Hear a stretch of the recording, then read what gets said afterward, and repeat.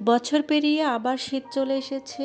October বৃষ্টি দিয়ে শুরু হয়েছিল, বৃষ্টি দিয়ে শেষ হলো।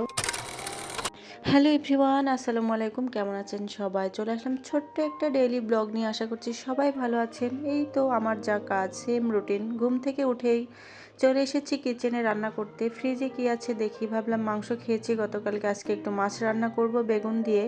আর ঠান্ডা তো পড়েই গেছে, শীতের সময় তো সবজির অভাব হয় না। আমি ঘুম থেকে উঠে গেছি, ছোট ছেলেও সাথে সাথে উঠে গেছে। তা ভাবলাম ওকে কি নাস্তা দিব, তাই একটু গমের আটা দিয়ে একটু চাপটি বানিয়ে দিলাম। ও খাবে আর আমি রান্নাটা করে নিব, তা না হলে বিরক্ত করবে, রান্না করতেই দিবে না। তো শুরুতেই যেটা বলছিলাম যে অক্টোবর মাসটা বৃষ্টি দিয়ে শুরু হলো আর বৃষ্টি দিয়ে শেষ হলো। ছোটবেলায় শুনেছি শীতকালে বৃষ্টি হলে মাটি যত শুকায় তত শীত পড়ে যায়। তো আসলেই সেই কথাটা খুব মনে পড়ছে। আসলেই খুব ঠান্ডা পড়ে যাচ্ছে, গতকালকে খুব রাতে ঠান্ডা লেগেছে। তো এই যে আমি মাছ রান্না করব বেগুন তরকারি দিয়ে, মানে বেগুন দিয়ে মাছের তরকারি করব আজকে অনেকদিন পরে। আমার বেগুনটা অবশ্য খুব ভালো লাগে খেতে, খুবই পছন্দ করি। তো একেবারে মাখা মাখা করে বেগুনের ঝোলটা করেছি, আর সাথে একটু পটল ভাজি করে নিব। ভাবছিলাম কি করব একটু ভাজি হলে ভালো হয়। তারপরে ভাবলাম যে পটল তো আছে, পটল ভাজি করে নিই। তো আমি বরাবরই কিন্তু সকালে রান্নাটা করি, খুব তাড়াহুড়া হয়ে যায় যেহেতু আমার হাজব্যান্ড খাবার নিয়ে যায়।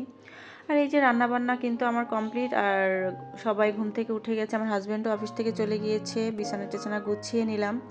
আর বিছানা গোছালে মনে হয় যে ঘরের অর্ধেক কাজ হয়ে গিয়েছে। আর এই গত বছরের কুমড়ার বড়ি রোদে দিলাম।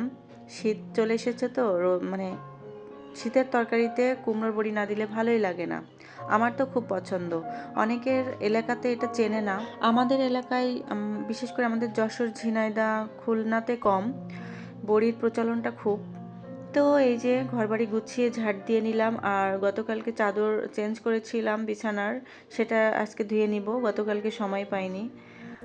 আর এই যে আমার ছেলেদের গোসল টোছল করে দিলাম, আর ওদেরকে চুলও কেটে দিয়েছি। আর ছোট থেকে আমার ছেলেদেরকে আমি চুল কেটে দিই, দুই ছেলেরই চুল কেটে দিয়েছি, এই জন্য ওদের গোসলটা দেরি হয়ে গিয়েছে, আমারও গোসল দেরি হয়ে গেছে।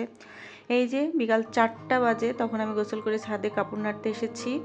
অনেক দিন পরে ছাদে আসলাম। এই যে শীতের সময়টা একটু ছাদে বেশি ভালো লাগে আর কি, আসি আমি কাপড় নাড়তে আসি, বাচ্চারাও খেলে রোদে, কারণ মিষ্টি মিষ্টি রোদ।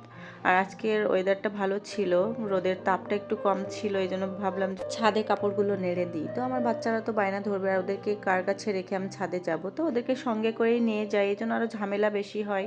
তো রোদ কিন্তু আমাদের শরীরের জন্য খুবই উপকারী, ভিটামিন ডি আছে। আর আমারও মনে হচ্ছে শরীরে ভিটামিন ডির অভাব, এই জন্য ভাবছি এখন থেকে নিয়মিত দুপুরবেলা ছাদে আসবো। সকালে তো সম্ভব না, সকালে একটু ব্যস্ত থাকি। তো সবাই ভালো থাকবেন, আল্লাহ হাফেজ। আমার ভিডিওটা কেমন লেগেছে অবশ্যই কমেন্ট সেকশনে জানাবেন, আর কে কোথা থেকে আমার ভিডিও দেখছেন অবশ্যই জানাবেন। আর ভালো থাকবেন, আল্লাহ হাফেজ। আবার দেখা হবে নেক্সট কোনো ভিডিওতে।